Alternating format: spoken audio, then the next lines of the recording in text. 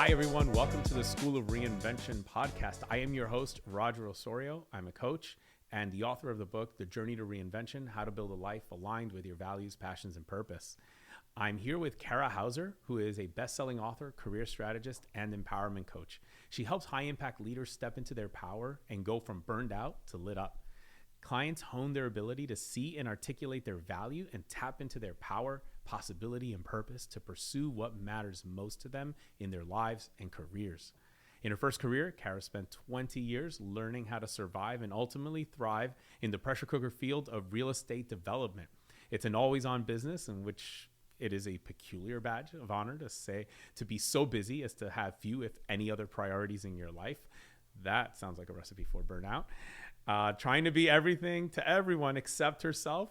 Cara did learn about burnout the hard way and spent nearly 2 years testing out every possible way to heal herself and get back into rich, full-bodied, joy-filled living. In 2023, she published her first book titled Burned Out to Lit Up, Ditch the Grind, and Reclaim Your Life, a guidebook for burnout recovery. Cara, thank you so much for taking time to talk to us. This topic is absolutely important on the journey to reinvention because one of the reasons why some people decide it's time to reinvent is because they've hit that burnout period or that burnout phase, and they're there and they need to find a way out of that and they want to reinvent themselves. So I think it's great that we get to talk to you, learn more about your book. But let's start with your story. Tell us a little bit more about yourself. Thank you so much for having me, Roger. It is such a pleasure, and so pleased to be here with your listeners today. So a little bit about me. I have been around the world in general and the work world for a while. As you mentioned, I learned about burnout the hard way after sort of 15 years doing the grind and raising kids and, thinking I could just do everything if I just tried a little harder or was a little more efficient or chopped one more thing off the list that seemed frivolous or unnecessary, that, I could get to the bottom of that to-do list. And it's funny because I thought I knew better and would not fall into the trap of burnout, but in fact did pretty hard actually, to where I needed to take a break from the working world for a little while to get my mental and physical health back in order. And so this whole journey started like 10 years ago. And the gift I see in it now is that I was able to learn over the course of almost 2 years what it meant and how to recover, how to heal myself. It was a really scary place for a little while. I wasn't sure I was healable. Like for a while I thought, am I just broken? Like, am I ever going to work again? I'm a little young to never work again. How will I live? It's a little bit of a scary period. And I did, the good news is. And then I've put together essentially the greatest hits for folks in this book so that they can start where I was, which is having literally zero energy to even begin to even do a Google search as to where to start. And so starting from nothing energy-wise, and then just very gently, step by step, getting themselves back to a place of full-bodied, joy-filled, rich, beautiful living in alignment with what matters most. So let's talk a little bit about the real estate development career, because you spent 15 years there, and that's where you experienced burnout. And so, tell us a little bit about getting into that world. Sure. Because like you mentioned, it's a pressure cooker industry. I have a dear friend who's in that world. And when I just hear her stories and catch up with her, like I can pick up on that right away. She doesn't even have to say it. And so, I think it's important for us and listeners to understand a little bit about, well, how does one even get into that, right? And get 15 years into that. Let's understand because one question that came up when you were telling a little bit, the beginning part of your story is, how did you start to feel it sounds like you became aware of burnout, but you didn't do much about it. Like you kind of just kept going.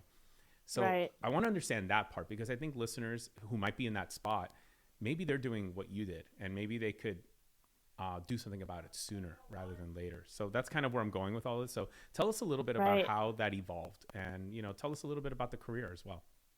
Sure. Yeah, I think I thought, I just wasn't sure. First of all, I thought, doesn't everyone feel this way? isn't this just how it is? Like, why do I think I have it so bad? Because comparatively, I knew folks who had it worse. It seemed to me that most people in my peer group were doing the same sort of hustle, grind, and drown thing.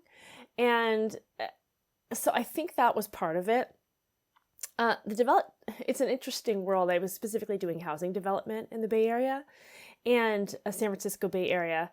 And it's an interesting place because everybody wants, equity and sustainability and to have opportunities for our neighbors and low carbon footprints and such, but nobody really wants dense, energy efficient homes built near transit anywhere near where they live. And so it's a super high controversy profession, funny enough, considering you're just building apartment buildings and homes for people. But it's important work. I mean, I actually took a lot of joy in it too. It's really complex. It's really complicated to get these huge projects through and to bring all the stakeholders together to make that actually happen.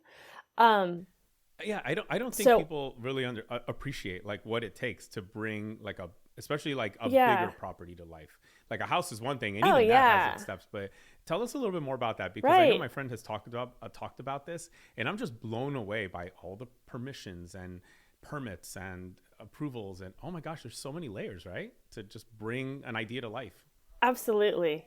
I think there should be a TV show about this, actually, because it is so crazy. I mean, there are shows about similar things, but just if you think about everything that's involved, if you are the developer, you are the kind of the umbrella on top of everything being,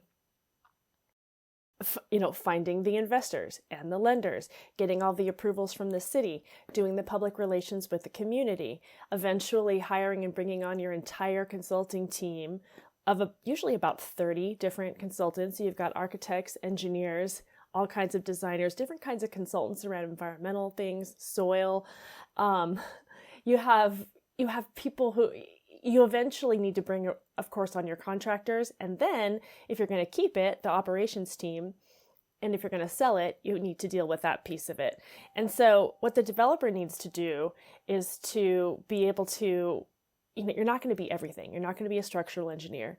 You're not going to be a land use attorney. You're not going to be a civil engineer. But you do need to know enough about how all those pieces come together, zoning policy, politics, all that stuff. You need to know enough about how all the pieces come together and impact your project to know exactly how they work together and who and when people need to work together and how everything is going to come together in a way that actually is successful for everyone. Which is actually a crazy, crazy feat. Each project is at least 5 years of an investment. I mean, the biggest one I did was a 400 unit project. I mean, these are enormous projects. And the amount of controversy that can be involved in them is huge. And it seems like I would joke with my clients sometimes that it's like waking up every day and getting punched in the face and then figuring out how to deal with it and how to keep the project moving. Wow. And you didn't really address this one, but this was assuming that the money is there and flowing the whole time. Right. Because I've seen projects that come to a stop.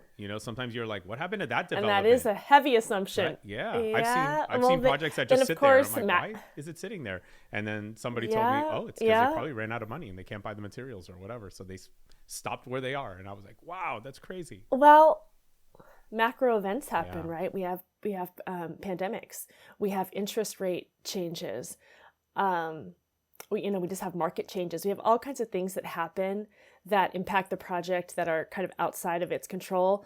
And time kills them too. So you've got to get them approved and going as fast as you possibly can, because construction costs are always increasing. The cost to carry the land and the cost to carry all of your entitlement costs, which is all the cost that you have to put into just to get the thing approved. You're paying interest on all that stuff as you go.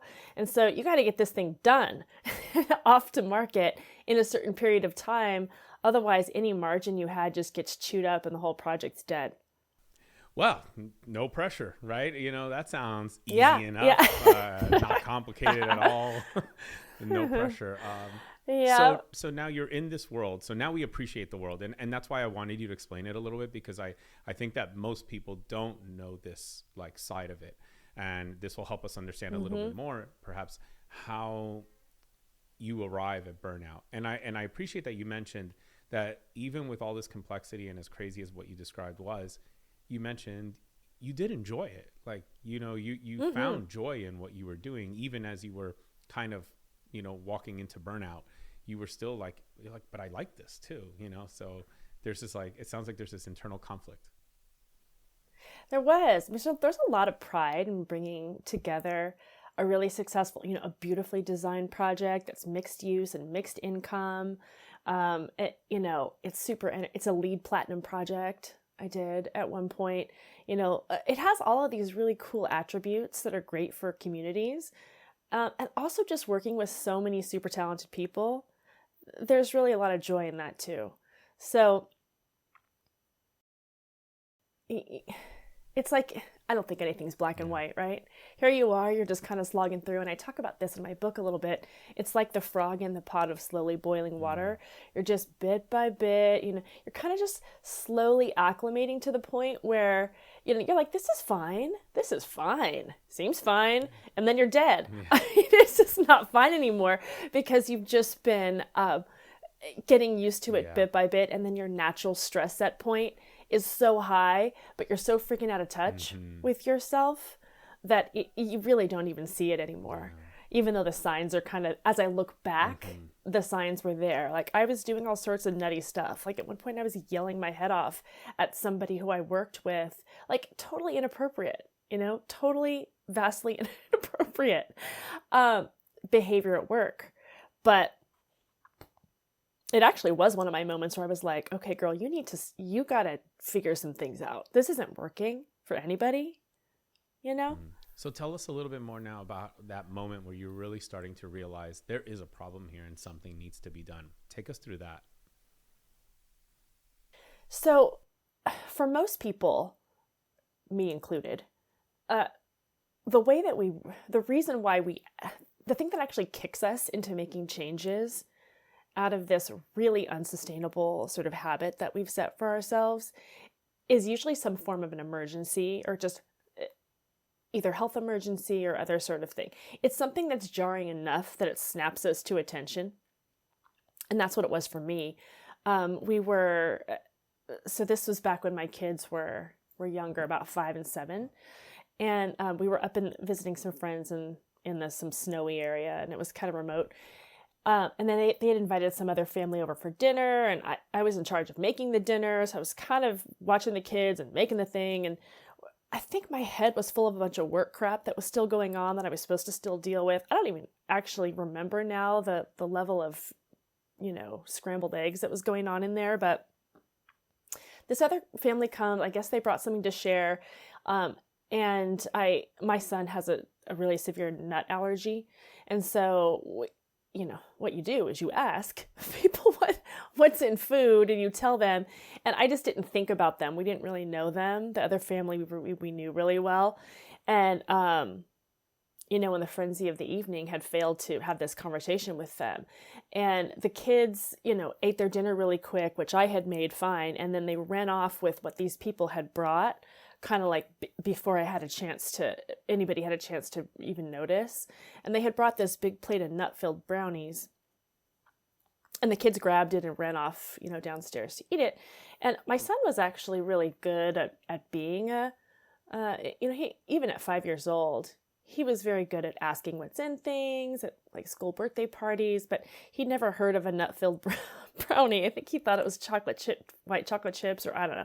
So my daughter, who was 7, comes running up the stairs, and she's like, I think Alden ate nuts. And I think I had like a mini heart attack. Like, I felt like my soul flee. I just sort of like sunk in. Like, I thought I was going to faint, actually. And so, because it was a blizzard, we were in the middle of freaking nowhere.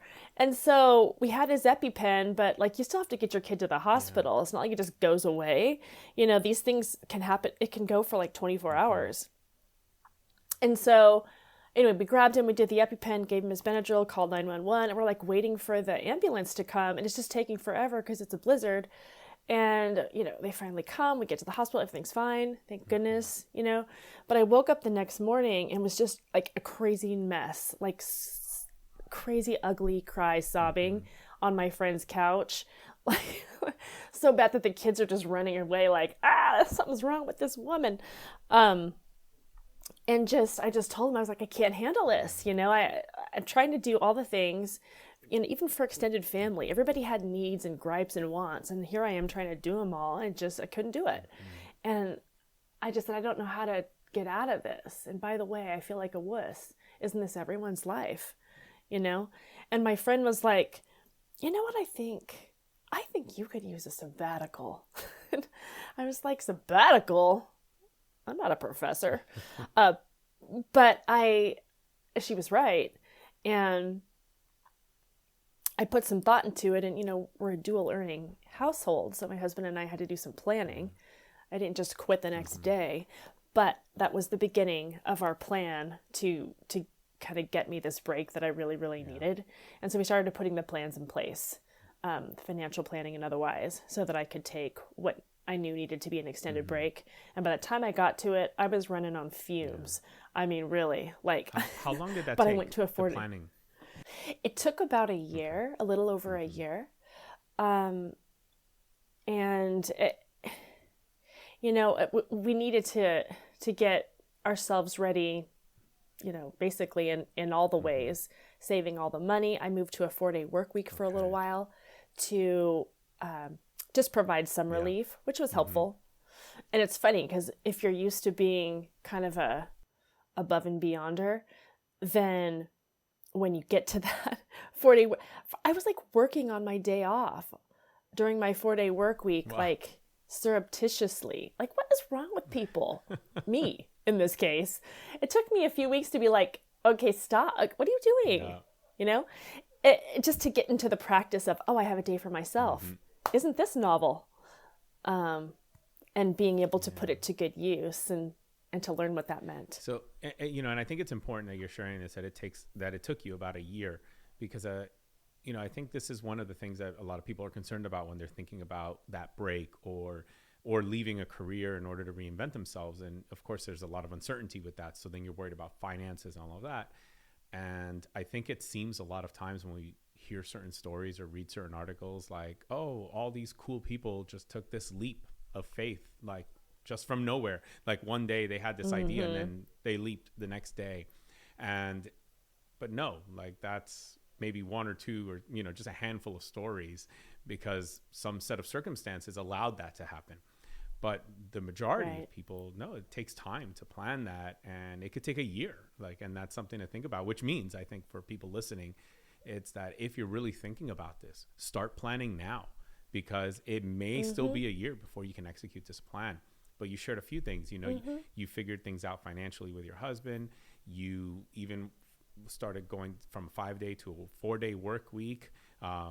And an interesting realization, like you said, that you still found yourself working that 5th day anyway. So it's kind of like, what am I doing? I have a day off and I'm not using it. But hey, that you probably like realize, oh, wow, I really need this break. Like, now, stat, get it to me here. Yeah. So, I mean, it's amazing the expenses you can cut, and the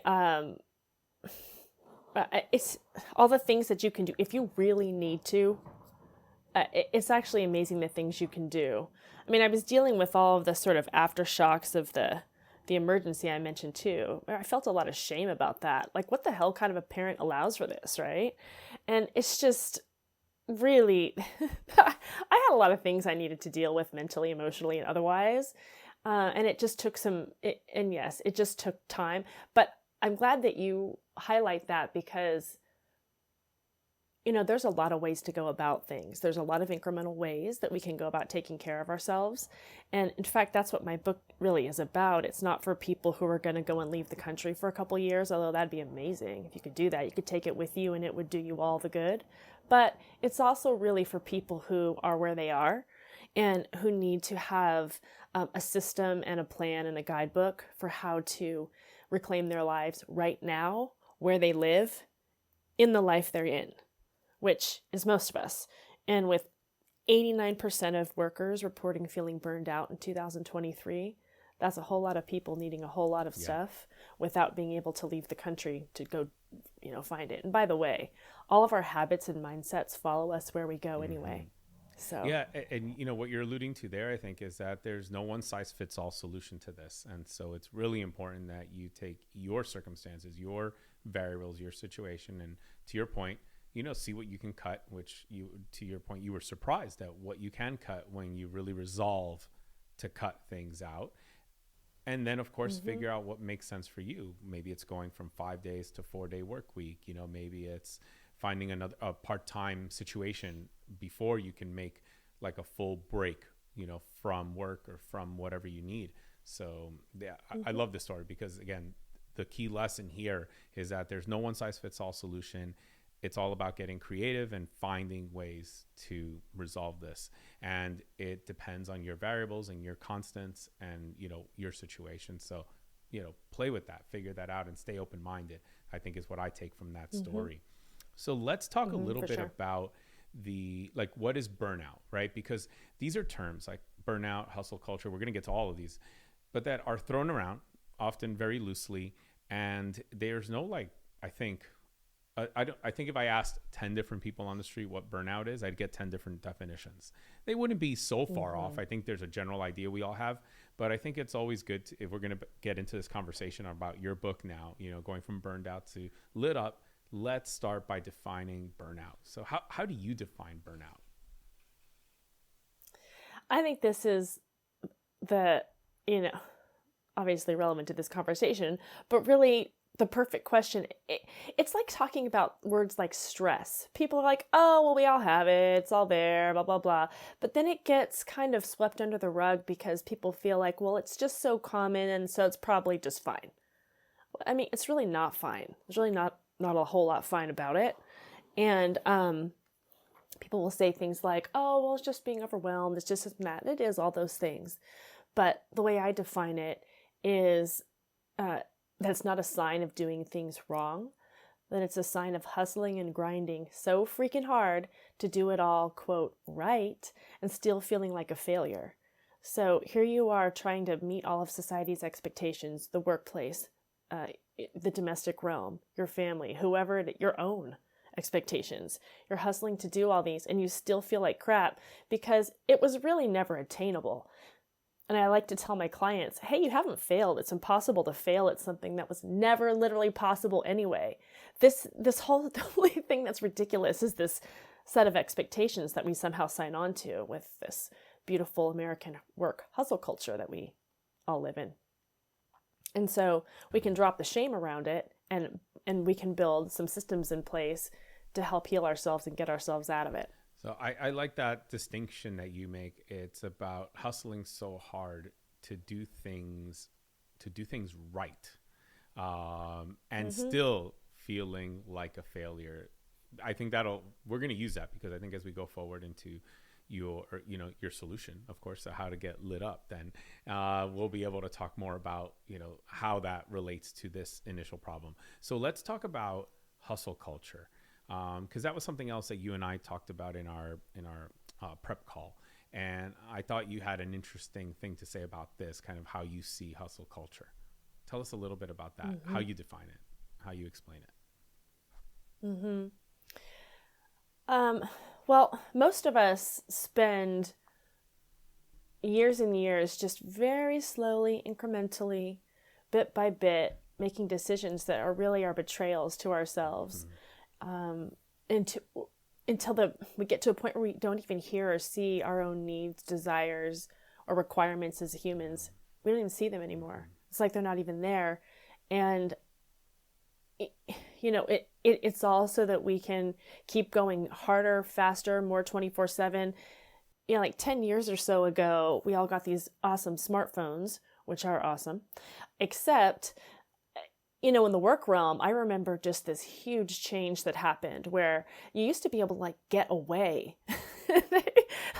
You could sort of at some point kind of go off grid for the day. And that sort of went away when you could just get pinged 24/7. And we thought, oh, this is great, so convenient. I can work so flexibly. And I thought that too. I thought, oh, I want to get a little extra work done here and there, except the extra time I gave work didn't give me any time back. It still wanted me there for all the FaceTime hours I was, in addition to this other time. And so that's just one other example of how hustle culture just slowly eats us alive. It was definitely a part of the development world. And frankly, all the clients I work with and friends I have in tech and in law, in education even, like, this is not, it's not an industry specific issue. It's really an American work culture issue. Yeah. I mean, I really like the way you explain it, not because I like what it means, but because it makes it so clear how it shows up in our lives. This series of small betrayals. It's that, I'll skip my run today, or, I won't go hang out with my friends today, or, you know what, I'm going to have to say no to that family birthday party. But it's just this one time because it's really big, important project. And, I'll be at the next one. It'll be fine until the next one comes around. And then, we betray ourselves again, and we just keep on doing this. And it's, of course, if you look at any one of those moments, it doesn't seem like a big deal. But then if, you add them up, and I found myself in that spot where I realized, here I am, I've said no for years at one point. And then I'm like, wait, relationships are breaking down, like with friends and family. And I just found myself like, what happened? Well, to your point, like that's why I really enjoyed the way you put it, because it helped me see, like when I reflected on that part of my life, I realized, wow. And all that time I thought I was doing the right thing. I thought I was, and one of the things I learned is that the more supportive the folks and the people around you, the easier it is, because in a way they kind of help you do it, because they mean well for you. True. And they want to support you. No, I totally get it. You do that thing you're doing. We love that you're working so hard on this thing that matters so much to you. And so that just becomes the norm. Like that can, if you keep on saying no to things. And I realized that, like, I appreciate that no one was that mean to me about it, although a couple of relationships that were very important did break down, but the majority of them were okay for the most part. Of course, those years lost, I'll never get back. So that's still gone. But they were really nice about it, because they cared about me, and they're like, this is something he cares about, and he's really working hard towards that. So, I want to support that. Yeah. I love how much kind of detail you've given to it, because that's exactly what it looks like, and it does seem innocent enough at first. It's like, oh, this one urgent thing, or if I just get these few more emails done, tomorrow will be better. And, it isn't. And unfortunately, a lot of workplaces don't have any freaking idea what the hell an actual urgent thing is. Everything's just urgent all the time. And it's really pretty ridiculous, the things that people are asked to drop their entire lives for. I mean, and there's a lot of pressure to do it. I mean, for people who don't treat work as the highest and only priority, sometimes there are really bad repercussions. I mean, people don't just do this for no reason. There are industries where if you do make other choices, you'll get demoted, maybe get fired. I don't know. Although I do address that too in the book. I mean, sometimes you need to really take a good hard look and take stock and ask yourself if you do want to continue to work for a place that cares literally nothing about your life and your well-being. I mean, when you're literally breaking down because, like you said, you've cut out your daily runs, you've cut out time with friends, you barely even see your family, you don't sleep very well, your nutrition is crap. Like, you've basically chopped all of the legs off of your stool of well-being. And here you are, a zombie coming into work, and that's just expected still. It's obviously super unhealthy, and it's super unsustainable, which is why burnout is actually really dangerous from a health and well-being standpoint. I mean, I have several friends who've had to take breaks because of health issues, mental and physical health, a couple of them in the hospital. I mean, this is not a small deal, the lengths that we can go to. And when we die, by the way, not to be a Debbie Downer on this situation, but there's a book called The Top 5 Regrets of the Dying by Bronnie Ware. Have you read this book? I have not, but I've heard of this book referred to. I have a feeling what you're about to say I have heard. I really think people should I have them in my book, but you can Google them. If you want a nice little smack wake-up call, just give them a little read, because you don't want to be that person. And when you read what they all are, you can ask yourself if you're headed there. And if you're headed there, you can make some really good, healthy changes for yourself. Kind of like what you were saying now. One of the regrets is that you wish you'd spent more time with your friends. Yeah. And the number one, though, is living a life that others expected of me and not the one that, really mattered. Mm-hmm. Not doing the things, spending time on things that really mattered to me. And then the rest kind of flow from that. Working too hard, not spending time on your friends, all of that stuff. Like those are the things that when we're sick and dying, that we're going to look back on and really care about. Not that we did those extra 2 emails or that we did that allegedly emergency thing. Mm-hmm. Yeah, I think when I've heard people write about this, like in blog articles and refer to this, one of the things that came up, which has always stuck in my head was, whatever that work emergency was, whatever that thing was that you had to do that seemed so important at the time, at that point in time when you're on your deathbed, you're not even going to remember what it was. Like it will not matter, but you will remember that you didn't go to so-and-so's birthday party. That was a dear friend or a dear family member. That you'll remember, but you won't even remember why. And yet in that moment, you thought that was a more important thing to do. And so you chose it. It felt like this is going to be really important. So I have to pick this thing right now. And then yet these folks who share their wisdom with us at the end of their lives help us realize that won't matter. You won't. The part that gets me is like you won't even remember why you did that, why you made that choice, like what the choice was. You'll remember that you missed out on something special. And in case anybody thinks that we're bashing on work, we're not, because both of us really love what we do, right? It's just about finding not work-life balance, which I hate that, because the whole way that phrase is set up for total failure and lies. I call it life-work balance because that's what it really is. We have a life, work is part of it. Our family's part of it. Our health is hopefully a huge part of it, or we're not going too far. We have hopefully stuff we do. Do you play an instrument? Do you have an art practice? Are you an athlete? Like, what are you into? And if you give time and attention to all of those different things in your life, you're actually, this is the crazy part, I think, you're going to show up so much better for your work. We talked about the burned out zombie that shows up because that's all they do. They make sacrifices night and day. They don't sleep. They're not that good at their work. Frankly, you're not doing anybody any favors when you get burned down like that.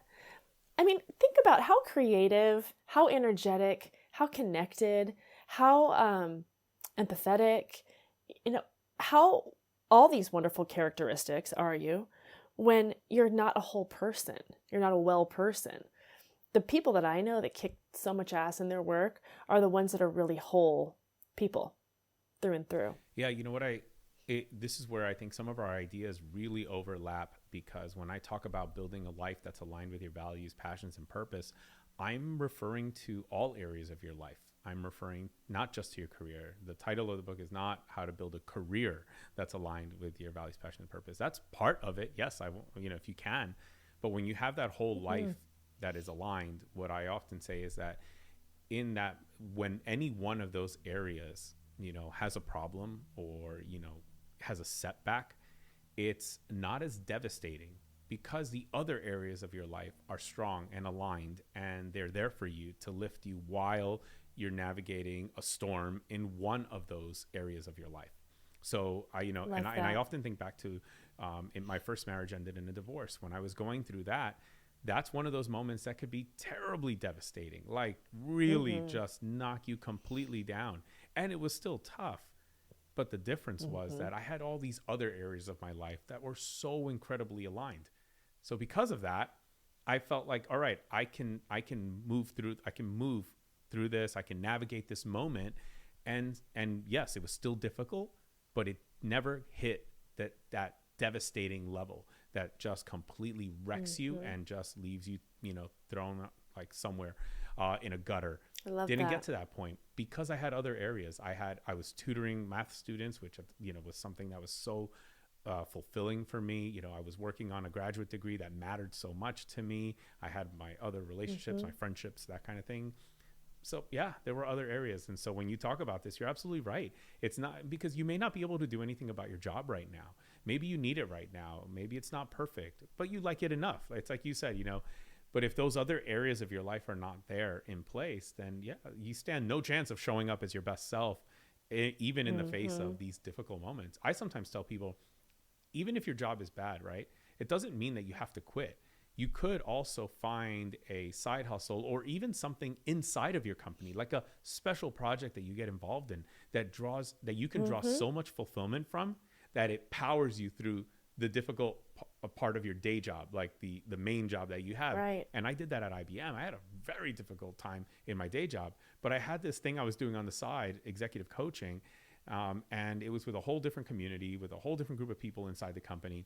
And that's where I drew my fulfillment. So it was like, I'm fine. I can navigate this. And there were tough moments. I dealt with bullying and all these issues in my day job, but the coaching part filled my cup so much that I'm like, guys, you can, spill some of it if you need, but I'm going to go fill that up in a moment because I'm going to have a coaching session or I'm teaching a coaching class and I'm about to get my cup filled again. So it helped me in that moment. It didn't mean that I want to live that life forever and continue dealing with all those problems, but it bought me time.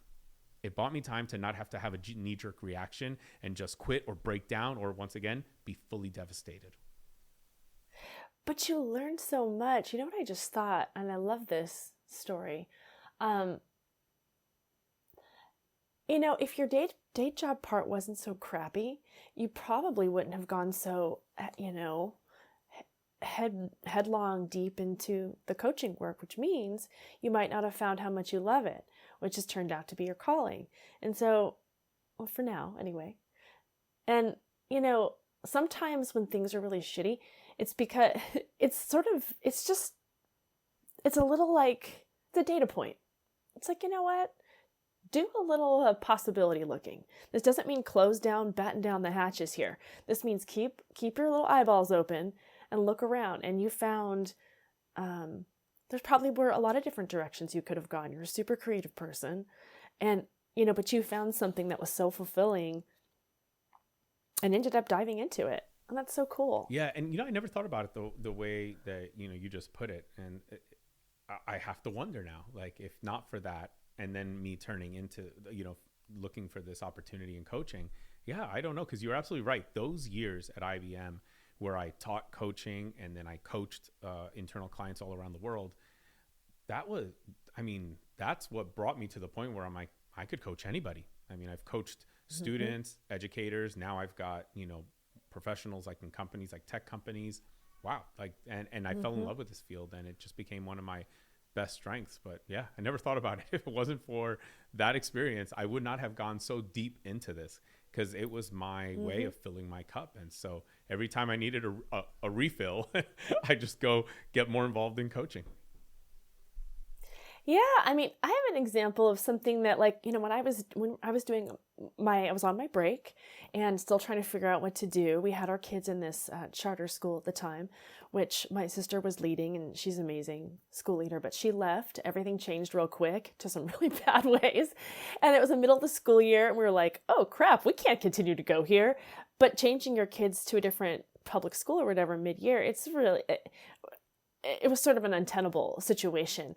And so if it wasn't for that falling apart and me not working at that moment and my husband having this moment in his career where he could work remotely for a little while, that we were actually able to leave the country for a little while and do that amazing thing. And we took them out of school and traveled all over the place with them. And that became part of our story and like an incredible gift and adventure to our family. But it happened because things were going so bad with their school, and which I was freaking out about, by the way, for a long time before I literally had a vision of myself, like just dropping my side of the tug of rope and being like, okay, this is not changing no matter what you do. So you either, at this point you accept it or you make a Yeah. change. And, my husband and I decided to do what we did. And That's, you just never know what's out yeah. there when at the other side of something that's not working. Yes. Yeah, that's a great point. And, my gosh, now so many ideas are coming to me in terms of like moments in my life that were like that, where the really good thing was preceded by a really bad setback that sucked a lot. Like I was like, oh, come on, why did this happen? But then that forced my wife and I to look at things differently and say, well, what can we do now? Like, what can we do with this? And I remember like one of the last one I'll share with you, and I promise this will be the last one. It was when my wife was working on her getting her green card to come to the US. So she was working for Google in Ireland, and we were going through that whole thing. That happened. We were about, I think, 2 or 3 months away from the finish line of a 14-month process. Because of the way we chose to do it, it was a 14-month process. And then the pandemic happened. So all the embassies shut down. And in Ireland, they were one of the most like careful with COVID because they had like pretty bad outbreaks. And so that embassy shut down, which meant all appointments, indefinitely suspended, not happening, no interviews for green cards.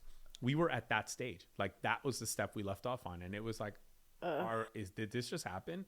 And so we were so close to this happening. So of course this delayed it ultimately by a year. I think it was, it was almost exactly a year later that it finally all came through. So we just had to keep troubleshooting that, right? We had to keep okay, what do we do now with that? Well, so she made some decisions. She's like, all right, I'm going to go back home to stay with my family in Romania for a little bit. Then of course, we missed each other and wanted to spend time together. Luckily we were married. So back then with a marriage certificate, I could actually fly to Europe, because they weren't letting Americans in Europe and vice versa. So we were able to come see each other thanks to that marriage certificate. So we were using that advantage because that was the one, the thing that they allowed during that time. And so we created I think it was a 2.5 month stay in Dublin. We got one of her friends had an apartment there and said, hey, just pay my rent and you guys can stay at the apartment because I'm back home in my home country, but I still have the lease. So we stayed at her place and we had a really nice 2.5 months. And we were waiting for the embassy to open up. A few false alarms. One that was so close. We were 6 days away from the appointment and the country shut down again. And we were like, are you kidding me? We were like right there. This one broke our hearts because we were 6 days away from the appointment. At that point, we had the appointment and we lost it. And so, she went back to Romania. I went back to the US because of the 90-day limit for how long I could be in Europe. And so then we planned another trip because no appointments were coming through. The country was indefinitely shut down. So the embassy was closed. And we made another plan to go back in January and spend, I don't know, maybe a month or so. And we stayed at an Airbnb there and had just an incredible time in a neighborhood of Dublin that we had never explored at all, even though she was living there for so many years and I'd go visit a lot. And then when that Airbnb ran out, and we couldn't renew it because they had another guest coming for also a long period of time, a friend of hers had an apartment south of Dublin by the seaside. And I discovered what is now one of the most inspiring places that I go to when I need to write and be creative. And now I just fly there for writing retreats for like 5 days and stay at the same hotel in the same room with the same window with the same view. And the hotel knows me. They already know like, okay, he wants that room 4, whatever it is. And like, it's like that room is always there for me. And so I never would have discovered this place that I had no idea could do something to me so like in a creative way. But yeah, you had like a soul connection there. Blown away. Never would have known about this place. So cool. Because had everything worked out the way it was supposed to, we would not have needed any of that extra time in Dublin. And so she would have already been here in the US. We would have started our lives here and, everything would have been like that. But because of the pandemic, I discovered a place in the world that I had no idea existed, and I had no idea how connected I could feel. And wow, yeah, so I think this is a great example. Like, we're sharing these examples because I hope what listeners take away from this is that, even in these moments, these setbacks, there is an opportunity to ask another question and say, what can I do now? What else can we do? If you ask what else, you'll find other answers, and just brainstorm. You never know. But in those moments, you come up with things that you could not have when things were good before that, and you assumed everything was going to work according to plan. I really like the not insisting that everything be put into a category of right, wrong, good, bad. Like, not sometimes going according to plan is the least good that can do for you, because your imagination was maybe pretty limited on that. Like, I don't know, if things went as far as you thought you were going, maybe that's not even that fabulous. So sometimes it's actually a gift. And uncertainty is painful for humans, so like I get that. It's not like I'm like so happy when things don't go how I want it. but I also know that oftentimes that's where magical serendipities happen and learnings happen, connections with people, and those you can't really plan for. Somebody once told me when I was graduating university, I had 2 offers that I was absolutely in love with. 2 companies that I really, really wanted to work for, and I ended up getting both offers, and it was nuts. And I remember that somebody who I asked, just for help, guidance, whatever, because I was so torn, like pushing every deadline that I could, even pushing the deadline, asking, can I get a little more time to decide, and all of that. And both companies knew I was looking at the other one. So that was like even, that felt weirder. But this guy said to me something that I never forgot. He said, you're in an incredible position. You could flip a coin right now and take whatever the coin says, and your life is going to be great. And I'm like, how do you know? He goes, because it actually doesn't matter. You're going to make it great. See, what you can't predict right now is you see that opportunity as this standalone thing, but it changes the moment you enter it. When you enter that reality, everything changes. You make it something different because you're now a part of it. You're a new ingredient. So everything changes for better and for worse, perhaps. Like it does. So you really can't. So what seems like the perfect thing could actually become the worst thing, or vice versa. Yep. And I thought, wow. Yep. And I never forgot that, because I realized it has helped me so much with decision making, especially when I feel torn between 2 things. I always remember, right. I always have the opportunity to make any of those choices great. Once I'm in it, I can make it great. Yeah. So, and I think that's what we're talking about. In this moment, the decision was made for us because something just happened the way it happened, but we made it great anyway. So maybe that's like the key idea to take away, is to have that faith, knowing that I almost feel like this is a principle or a law. It's not even like maybe it'll happen that way, or usually it happens that way. I feel like it can always happen that way as long as we believe that we can make it great.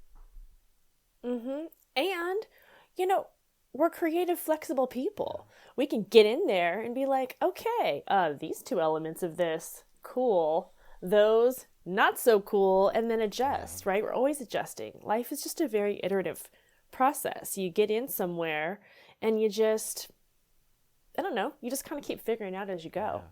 So before we get into the book, there was something that you and I discussed in our prep call that I thought was just kind of interesting, and I'd love to just bring it up. It's a short one, but it's about boundaries. Remember when we talked about, how like a lot of these small betrayals, it's like, we have no boundaries. It's like saying like, oh my God, I'm so bad with boundaries. And I think people say that to themselves. Oh, I'm terrible with boundaries. Like I just, I cancel on friends all the time and this and that and blah, blah, blah. And I just let work take over everything. But you and I had like this interesting discussion where we arrived at something where we realized, wait a minute, that means actually we do have boundaries. It's just that we have boundaries for the wrong thing. We're protecting work, not life. Yes. Talk a little bit about that. Yes. Boundaries can be applied wherever we want to. I mean, it is a selective process. I think the danger with them becomes when they become kind of unconscious, or when we feel like we don't have control anymore, when we sort of give away our power because we're like, oh, I have to do this or else that, or they won't like me. Maybe maybe I'll get a bad review. When you're not making choices that are really consciously connected to your intuition, your core values, who you are, what matters in your life. And yes, absolutely. I think oftentimes we do use those boundaries to chop out everyone else and protect work. And sometimes that feels like the right move, maybe the safest move. Maybe, certainly our culture pressures us to make that decision oftentimes. And, I think that's one of the really important things that comes from doing really any kind of internal practice and reflection period, where we just ask ourselves, because by the way, I'm not telling anybody they need to do or not do anything. It's just more of doing an internal kind of investigation with your own self, and just ask yourself, is the use of my time and resources aligned with really what matters most to me in my life right now? And maybe you're in a period of time where you're like, I'm just going to work my fingers to the bone for a year. And that's really what I'm going to focus on for this. And then I'm going to reevaluate. Okay, cool. Or maybe you're like, you know what? I'm going to start a family this year. I really need to put more energy on that. Okay. Really, it's just a matter of making sure that you're consciously making these decisions. And then the other thing you and I were talking about is sometimes those boundaries we can use almost to weaponize against ourselves, where we tell ourselves no, and not give ourselves the leeway that or any grace to learn or to grow or to make mistakes or to kind of stretch our wings further than would feel comfortable. And we do that for any number of reasons too. Yeah, I think it's, I think the bright side of this, the good part about this is that for anyone who's listening, who's ever said, I'm terrible with boundaries, just check in again. You may be good. You're just weaponizing it you're using it in the wrong direction, which is good. Cause I think that's a good starting point in the sense that, okay, so maybe I am good at boundaries. I just need to redirect it the other way. I need to protect me, not that job. Because I'm actually pretty good at boundaries. If it comes to protecting my job, I'm actually lethally good. Unfortunately, the lethal part is affecting you. So totally. there's a positive from which you can start. But work does need to be done, because you got to make that adjustment. So let's talk about your book. So I think we've done a really great job of unpacking the problems, right? And how they show up in our lives, how they show up in the world, how we arrive at these moments. Let's talk a little bit about some of the solutions that you share in your book. Take it away. Sure. So it's broken down broadly into 3 sections. And then there are, a few chapters per section, but just to give you just a general sense, the structure is that we start with the assumption that we're all burned out. The reason why we got here is that we have too much on our plate anyway. And so it's not a book about like, hey, just add all this awesome new stuff to your super overbooked life and voila, you will be perfect and better. And won't that be great? So the first chapters are devoted to the sections called Making Space. We have to get rid of some stuff first if we're going to then refill with habits, practices, and mindsets that actually serve us. And so we make physical space, we make mental space, and we make space in our schedules, including setting boundaries. So that's the first section.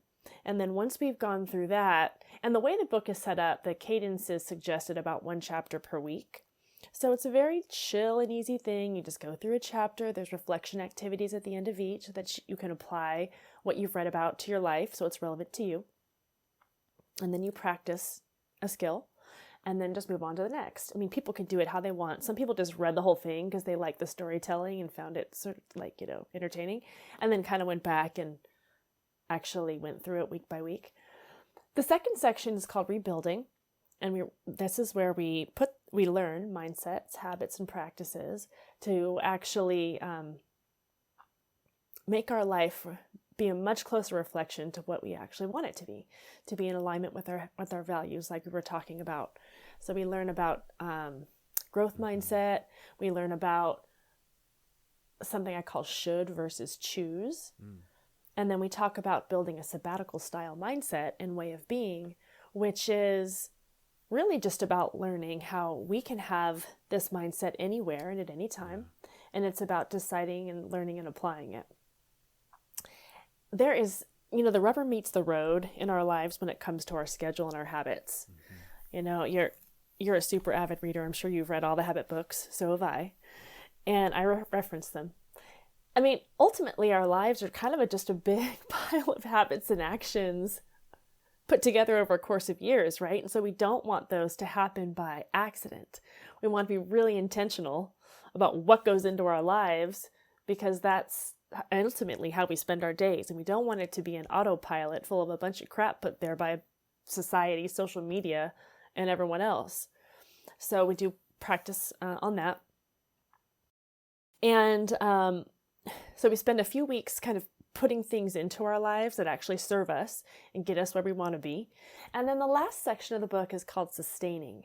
And that's about, in that section, we go into joy and resilience, because it's not like you just go through this and you're like, haha, I've arrived, let me be burned out again, I'm cured, right? Because we're humans. And even if you've gotten rid of a bunch of drama and junk out of your life, and you've got your good mindfulness habits and your exercise practice and such, you're still a person, and stressful stuff happens. People die, people get sick, things happen. It's just that's life. And so when those things happen, we want to be able to be equipped to allow ourselves to go off of our habits sometimes and manage the things we need to, but then to come back on, to learn and to really practice resilience, to give ourselves the grace to do that, and then to remember how important it is to have fun and joy and serendipity in our lives, which is one of the first things to go when you're super burned out. I know it was for me. I was so unfun. I didn't think I had time for fun, It's so important. Yeah. So just learning it, and it may seem ridiculous, but step one for getting fun back into your life, if you're out of the habit, is scheduling in time for it. And people are like, scheduling is so boring. It is. And, if it's something that we are not in the habit of noticing or making any time or mental space for, we're going to have to start with some structure to get it back in there. And then it'll start to come a little more readily. I have an interesting story to share about that, like this, making fun or certain moments, or finding that joy, or creating it, or scheduling it, or whatever. I've gotten better in life just doing that now, but even still, there's moments where, I can slip back into some old habits. Like I found myself, for instance, working longer days, like allowing myself to come back to the home office, because I have a home office. So after dinner, I might just kind of work my way back in here and open up the laptop. I'll just check something real quick. And before I know it, I've done like a solid hour, maybe hour and a half, rather than being outside, let's say, and playing with our baby, or just not being here, like in front of this thing. And so for my birthday, I got myself something really interesting, something that I hadn't done in so long. And it was because I went to visit a buddy of mine, and his kid had one, and I wanted one too, because I had a lot of fun with it. And it was this thing right here, a Nintendo Switch. Ooh. And so I haven't played video games in I don't know how long, but I went to visit my buddy, and his kid wanted to compete with me on Mario Kart. And I was like, all right, haven't played it in a while, and I got so into it. I had so much fun. And so I just had this, it was my birthday this past weekend, and I just, I hadn't really thought about a gift or anything like that. Like my wife was like, what do you want? Like, let's get you something. And then I go, no, I'm fine. I think I'm good. Christmas, I got so many gifts. I think I'm fine. Like, I'm set. But then it hit me. I go, I think I want this Switch. And ever since it's been here, it's really cool, because when the end of the day comes, I want to stop right away, like at 6 or whenever, like I've scheduled the day to be done. And the first thing I do is pick this thing up to play it. So it snaps me out of work mode. Like I can't help, because now I'm excited about pivoting to this.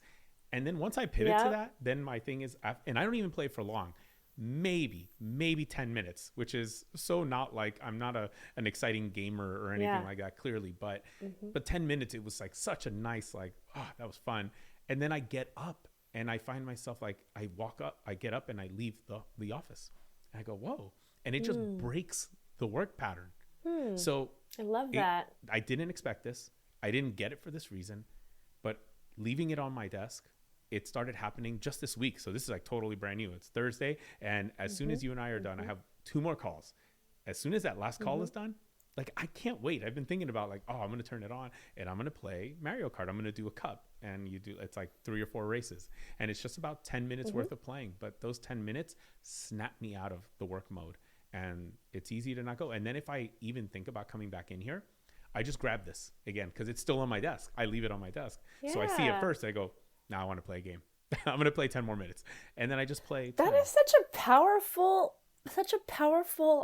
transition, fun, whatever. Like, boom, it actually switches your whole vibe so fast. Yeah, it's crazy. It's a pattern breaker.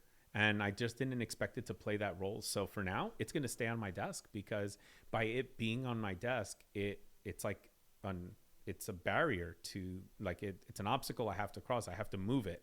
So if I want to get back to work at 8 p.m., no, that thing is right in front of my keyboard. So I'm kind of like, I want to play a game instead, because the kid in me wants to play.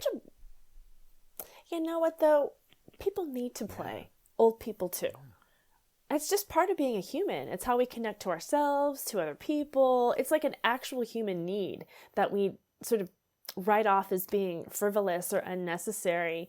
And if actually that is a sign that you're headed to burnout, or you're already there. If you're not fun anymore, if you have no idea what you even think is fun, like, that is a scary, actually really bad place to be.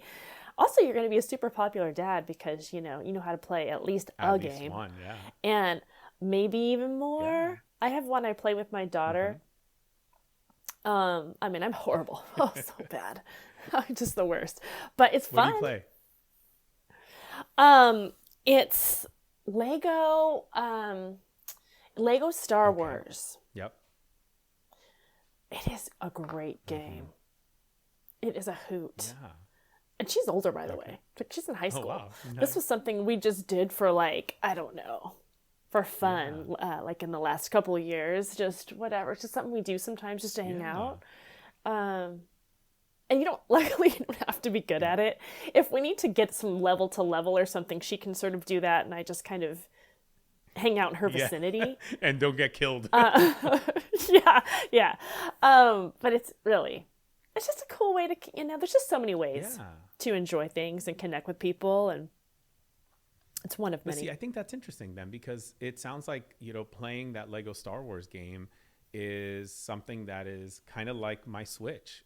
It's available to both you and your daughter as a pattern breaker. It can disrupt a pattern. If either of you are having a bad day, you can probably just default to that game, because you've already done that, been there, done that. It's easily available and accessible to both of you. So yeah, let's just play real quick. Right. And wow, what a great way to just kind of like have a pattern disrupt, that, like a positive one that, can snap one of you out of a bad day, or just create an opportunity for the two of you to get closer. Yep. 100%. Really interesting. Cool. I like that last part. I think is easy to take for granted, that last step in your process, the joy and the sustaining these moments, because it's easy to think, I've made it, I'm good. And then just, but then, like you said, things happen, life happens, and there will be setbacks, and you want to make sure that you don't just like a rubber band go right back to where you were when you went through this journey. And I want to talk a little bit about the second one, which is rebuilding the habits, the mindsets. Because, when you and I had our prep call, you talked about like just how important this one is. Because like I don't want to say too much about it, because I really want you to speak on it. But the thing that I think we left off on was, when you make all these adjustments and start to realize, okay, I've been burnt out, I need to create space and all of that, there's a vacuum. And like when people are trying to change like a bad habit, if they're like, I'm going to cut out soda, but the problem is like, okay, I cut out soda, or I cut out smoking, but now I eat potato chips all day, or I eat candy all day. Like, something has to fill it. And I feel like this rebuilding is kind of like you saying, don't just leave an empty space for too long, fill it with the things that will keep you on the path, like keep you on the right path. Talk more about that and the importance that plays and how key that is. Yeah, this is really the meat that we're talking about sustaining for the long term. And it takes a lot of forms, but one of them is, so one of the things I work with my clients a lot on, and I go into grave detail about it in the book, and it's a big part of my healing and my ongoing life, are just I call it my helpful routine. It's also my healthy routine. It's also a morning routine. Although people talk about morning routine and their little eyeballs glaze over because it's like, oh, this lady's going to talk about taking an ice bath and all this other stuff. And I'm not going to talk about that at all.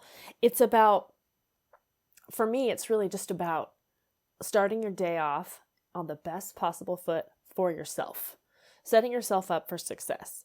And this, again, takes different forms for different people. So this is not like a highly prescriptive thing.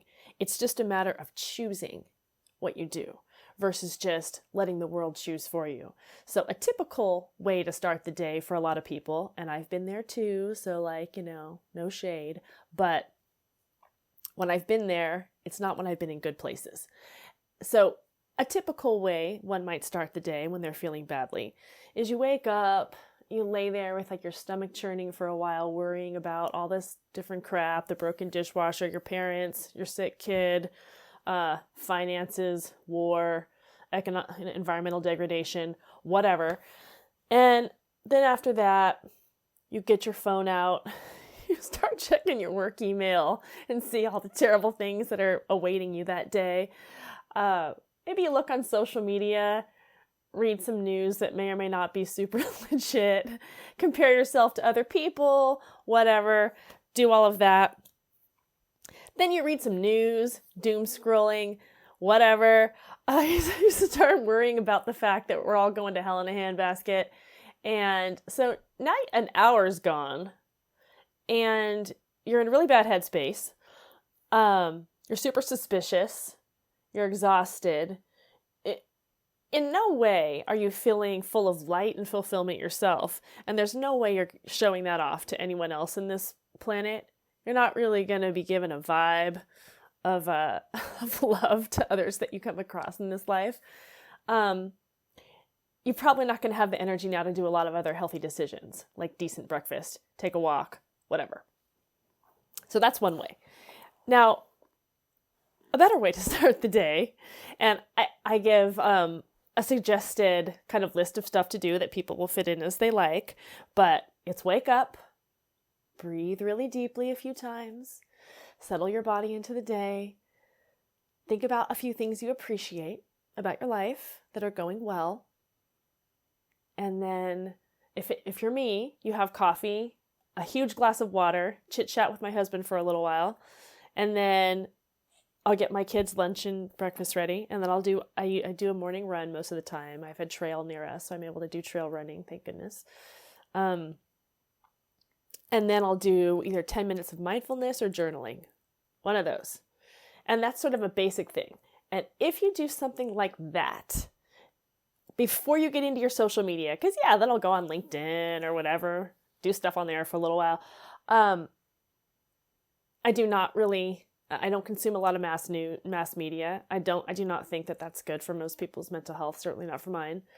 But if you do all the stuff we talked about before you do all the other stuff, instead of letting the whole rest of the world dictate how you feel, what you're going to do, your mindset, your attitude, your energy level, you've decided those for yourself. You've taken over agency for your day.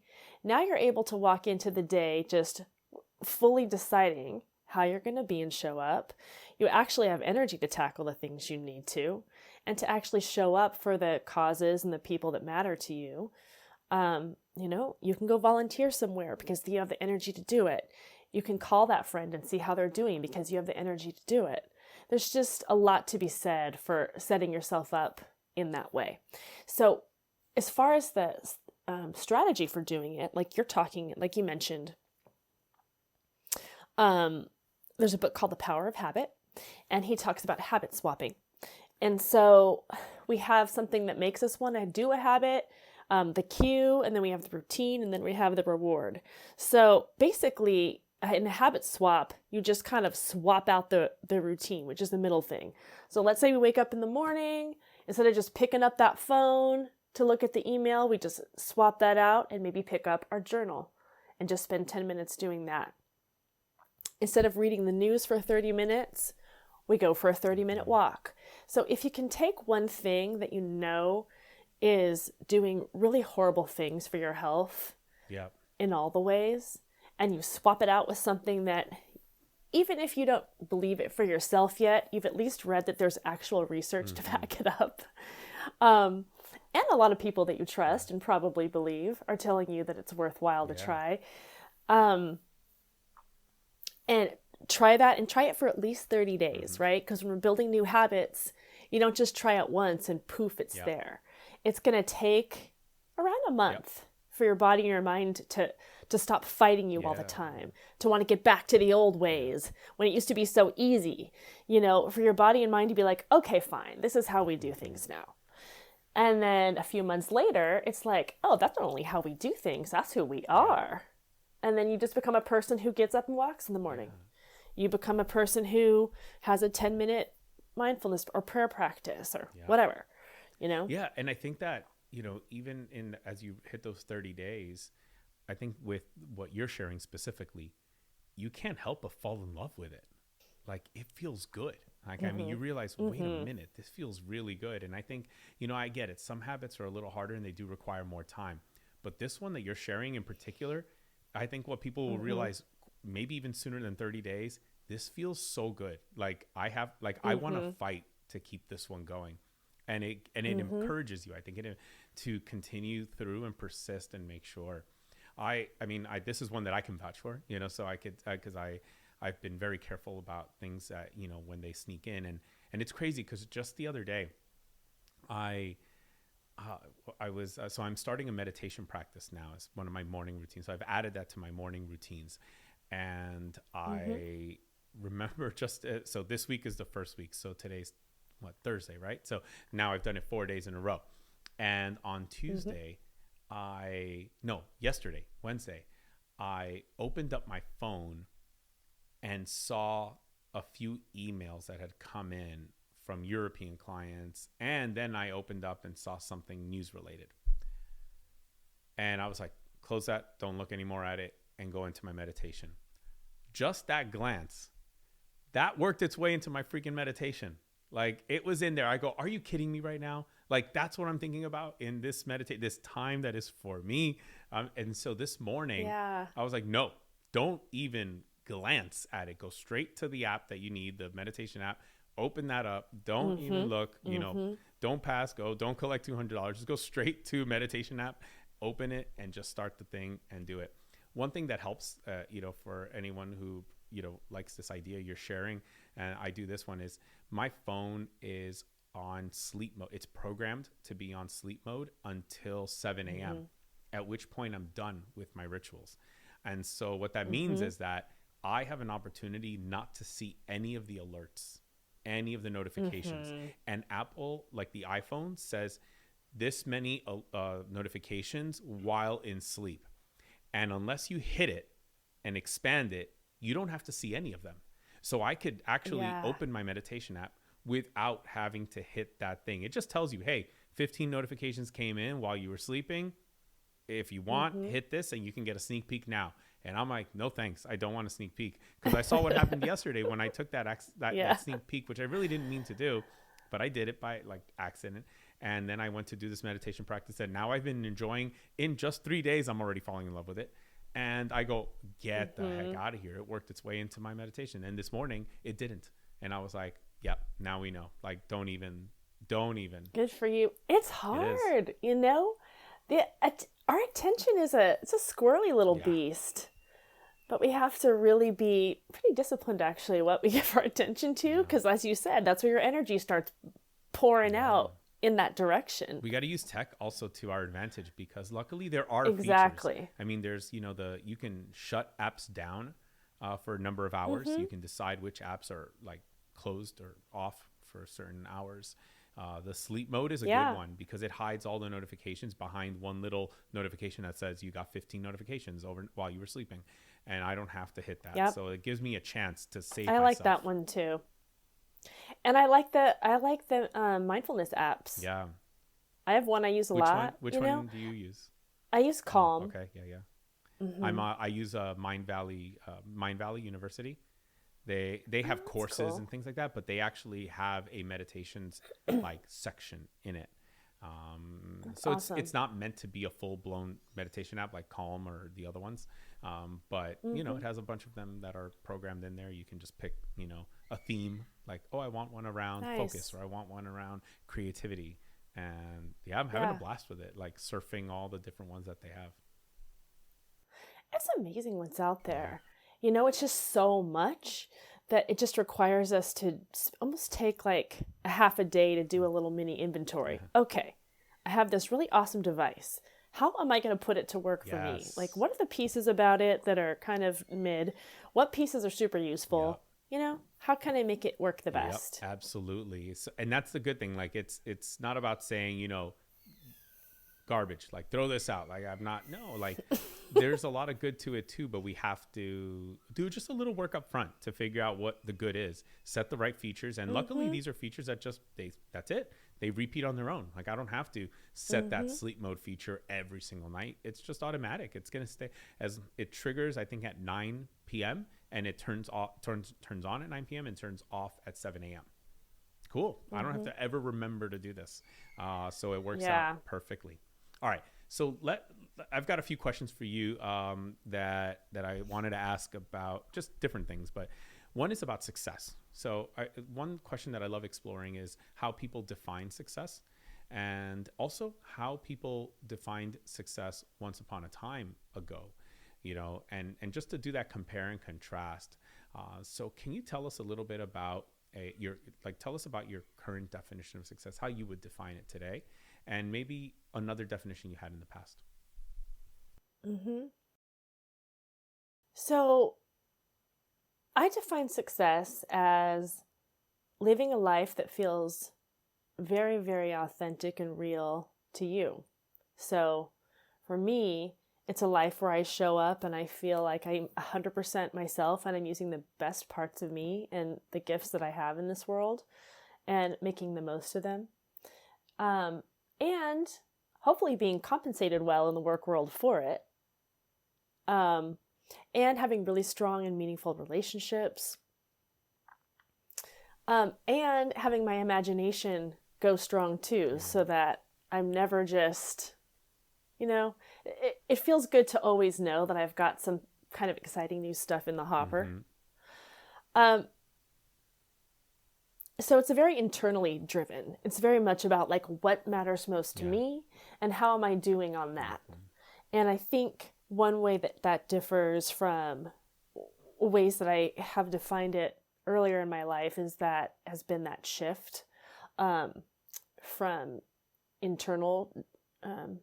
being internally driven versus being more like looking for external markers and wanting to have more external validation, which, by the way, is awesome. I mean, if someone wants to, I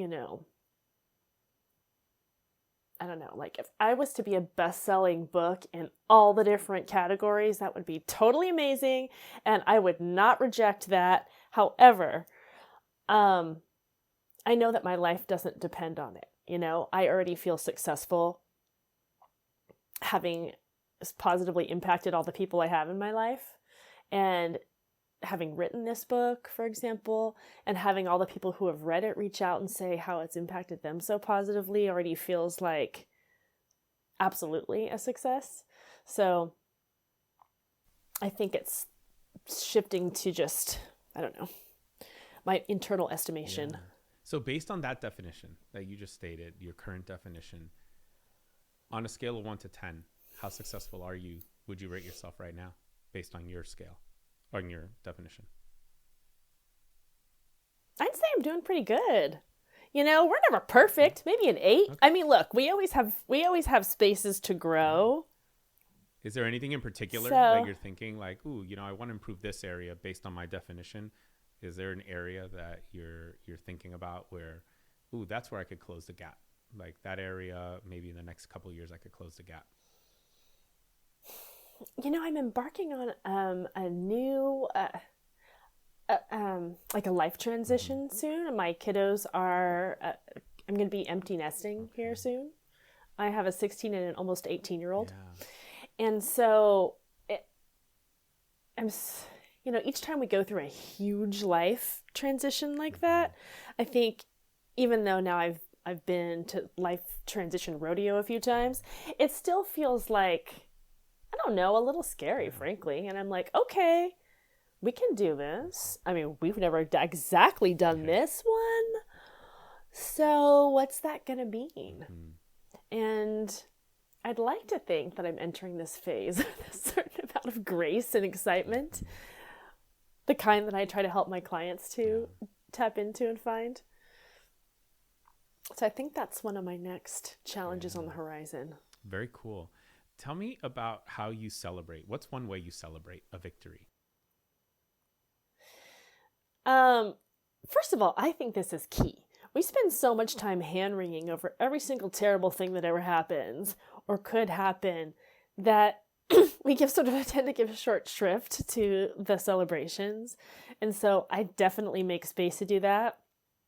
I had a big book launch party at my house for all my launch team supporters, and we just partied like crazy. And I have a band of some local gals, and we played all kinds of crazy music with lots of champagne, and it was just a hoot. And so I just think it's not only important, but just, I don't know, fun, connecting, whatever. So that's an example. I like to do things I like to do. Like, we went to Costa Rica for 2 weeks over the break, my family, the 4 of us. It's been on the list for a long time. And it was sort of like, I don't know, it felt like a culmination of a very hardworking, but also just very connected and joyful year. So that's another way. Very cool. Well, I am going to leave it right there at your celebration methods. Cara, thank you so much for sharing so openly your story and allowing me to just kind of, pick at it a little bit to go deeper on it, because, one of the things that I aim to do with this podcast is to validate people's feelings wherever they might be on the journey. And it's so important to hear the difficult moments and the challenges and all of that, because someone might be feeling that and think that it's just me. But no, then they hear a story, one of your stories or one of my other guests, and then they might say, okay, others are feeling this. Okay, so I'm not broken. I'm not the problem. Like, these things happen, and look how she overcame that, and she's made it to a better place, even though maybe it was that story about, when your child had that allergic reaction, maybe someone's experienced something like that and still thinks about that. I mean, I only have a 1-year-old, but I can only imagine if something like that were happening. Yeah. I would be just almost devastated. I think, I think that would be the word probably. And so for sure. So yeah, so maybe it's that story that just makes somebody realize, wait a minute. And look how she used it as an opportunity to say, wait a minute. I want to think about other things. And so whatever that story was, I just want to say I appreciate you sharing all of that with us. And tell us, where can we go learn more about you? First of all, thank you so much for having me. It's been a real pleasure. And I hope people do feel seen and just, I don't know, totally appreciated for all the hell they've gone through. I mean, that's just life, So to learn about me, I have a website, carahouser.com, or just CARAHOUSER. And you can find my book, Burned Out to Lit Up, on Amazon. And I do one-on-one coaching, group coaching. I have a really groovy sabbatical in a box program, which kind of takes you through, actually very much takes you through what goes on in the book if you want to do it in a more hands-on way. And I also do speaking and workshops and would love to, for companies or professional organizations, and always love to talk with people about ways to offer their teams value and benefit that they think they need. So very cool. Thank you so much. Yeah, my pleasure. And all of your links, so for anybody listening, all of Cara's links will be in the show notes. So you'll be able to find everything there, including a link to her book. So do make sure to just check the show notes and find all the links there. And you can follow her on LinkedIn, all of that good stuff. So make sure you do that. Oh, yes. Awesome. Find me on LinkedIn. I'm always there. There you go. That's the place to find you. Awesome. Thank you again, yes. Cara. I appreciate you so much. Thank you, Roger. Such a pleasure. Thank you for listening to this episode of the School of Reinvention podcast. Again, I'm your host, Roger Osorio.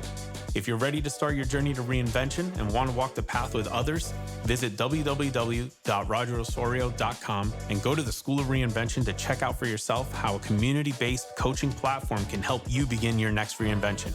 You can also go to rogerosorio.com to purchase my new book, The Journey to Reinvention, and receive some exciting bonuses. Until next time, make your day great.